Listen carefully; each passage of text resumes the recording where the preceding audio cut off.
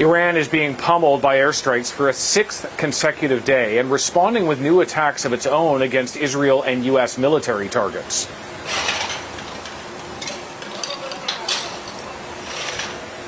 This video into us shows the damage in Tehran caused by strikes Israel says are aimed at military infrastructure.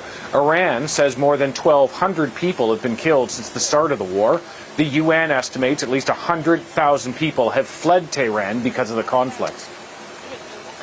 Nahid Sari joins us now. She came to Canada from Iran in 2021, where she and her brother now live. The rest of her family remains in Iran, and she's only had limited contact. Hello to you. Hi, David. It's so hard for so many Iranian Canadians to reach family in Iran with the internet blackout. Have you had any luck? So, as you said, it's kind of exactly from the beginning of the war, we lost connection with our family. I just received a 1-minute phone call from my mom. I think it was 2 days ago. That she told me that, they are safe, and then it was the only thing that I got. But imagine that one thing that you should know, that this is exactly the deliberate shutdown that we are having every time that the Islamic regime wants us to not share something or not have connection. It's war. It should be the time that people get the news, but it seems that they like more casualty. That's why they shut down the internet every time that there is something happening. So the information flow really just comes from the regime. They run state TV, for instance. They pour out propaganda. The version that your family would be getting of what's happening compared to the version you're getting is completely different in many ways. They want this. They really want this because, if they can control the thing that is coming from Iran, they can buy empathy from the world easily. So this is the plan. So if, Iranian people are talking from inside, they can expose the lies that the regime is saying to the world. And this is something that we have seen. This is not something that happened, once. Even 50 days ago, when they shut down the internet and massacred Iranian people, they did the same thing. And for 2 weeks, we didn't have any connection. Even the landlines were not working. And after 2 weeks, when we were connected, we noticed that we lost family member. And we had injured family member. We had detained family member. And this is just for one family.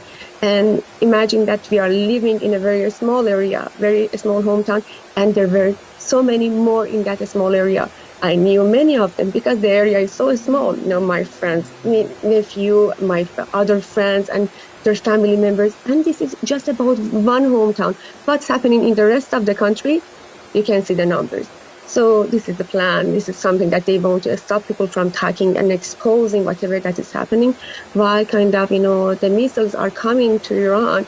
At the same time, they are arresting people. They are attacking, people. And this is very difficult situation for Iranian people.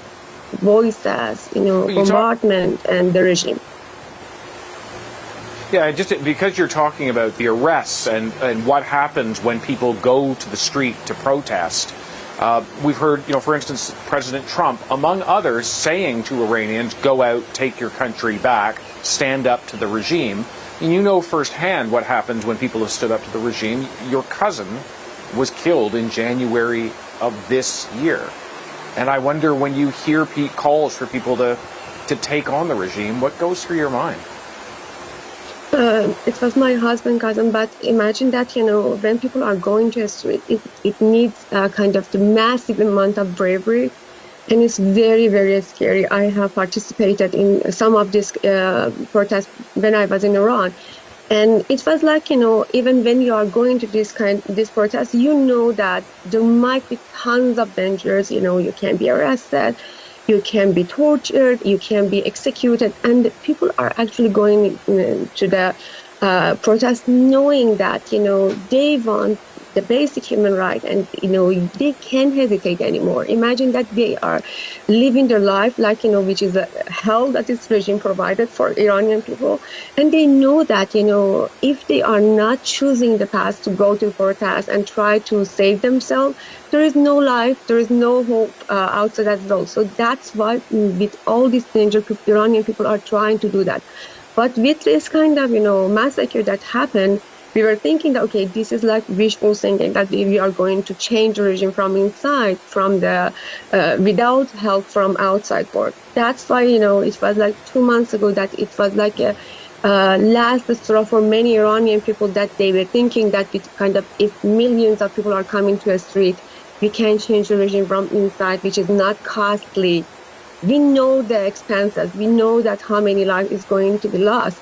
We know what's happening to the country is going to be destroyed. But imagine that, maybe by the end of this path, we might have a hope. But imagine that if this regime is the same, even one day more, they are going to destroy country and the people. There is no hope. They create a situation that people have no hope with this regime. Nahed Sari, thank you very much for speaking with us today. Thank you.